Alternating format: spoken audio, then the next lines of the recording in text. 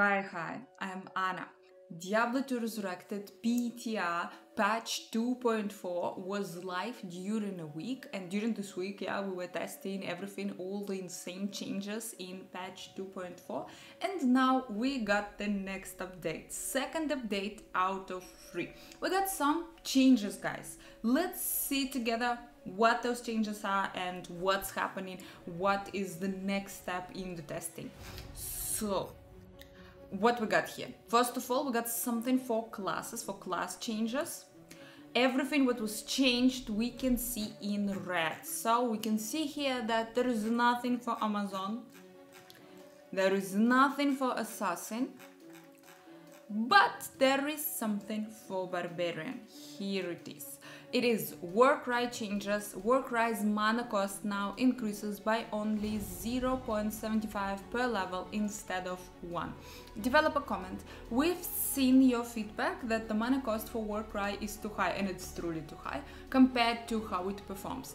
We want to try out a modification to its mana cost and see how that affects its cost effectiveness. So, Warcry Barbarian can be really painful to play because you're constantly running out of mana.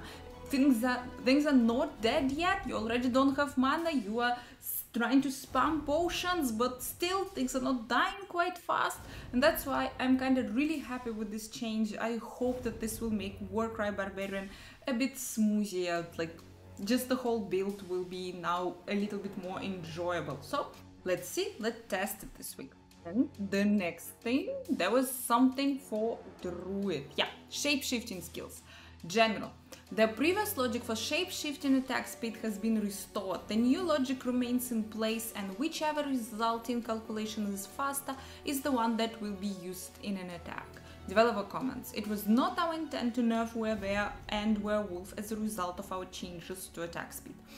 Our end goal is to allow the player to fully realize the fantasy of a fast werewolf or a slower but hard-hitting werebear.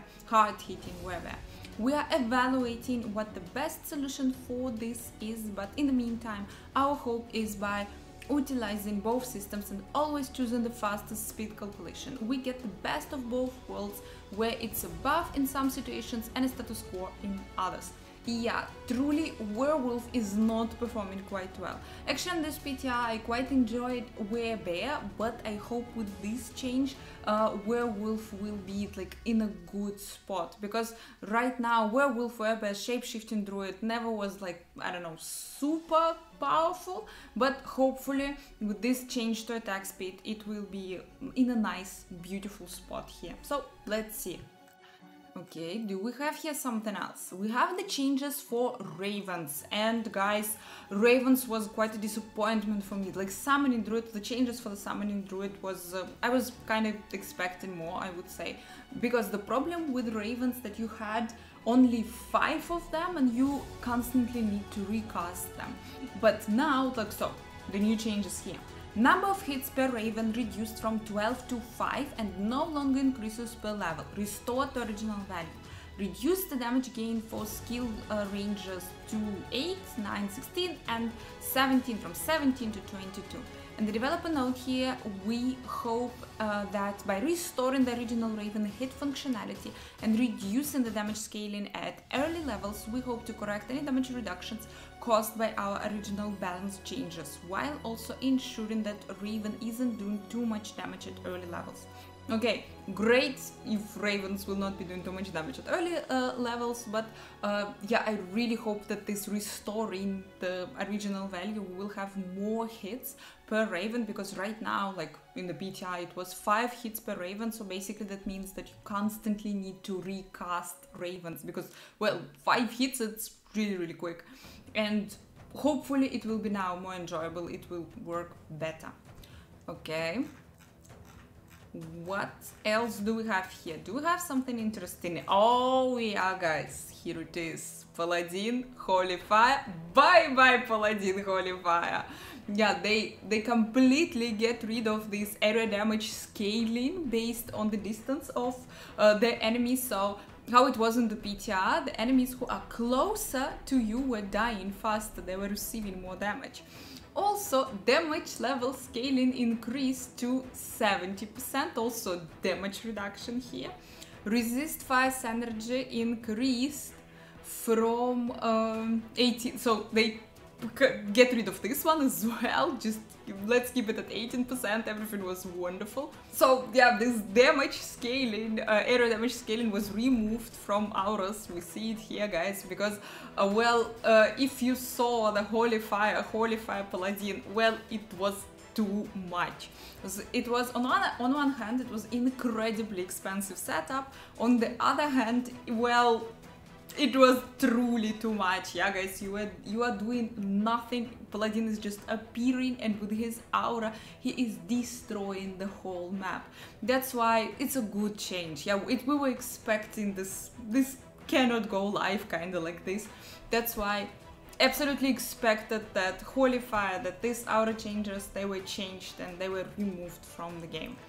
Also, yeah, here is the developer note. We felt our original changes to Holy Fire made it too strong at higher levels. Additionally, the new area damage scaling on these auras had greater benefits that we originally intended. We are removing them for now. So, as I said, yeah, was absolutely expected change here to the Holy Fire. Okay, what else do we have? Sorceress, something for Sorceress. Yeah, there are some changes for Hydra, and now guys, you can now spam multiple Hydras on controller when holding the button down.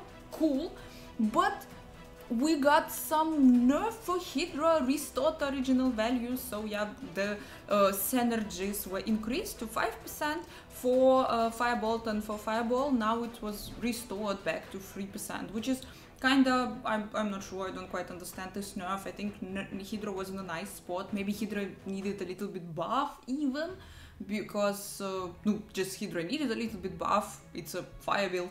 It will anyway not perform that great on the higher levels. That's why, well, kinda, I don't know, that's weird. Let's see, let's try now Hydra and the PTR. Okay. What else we got here?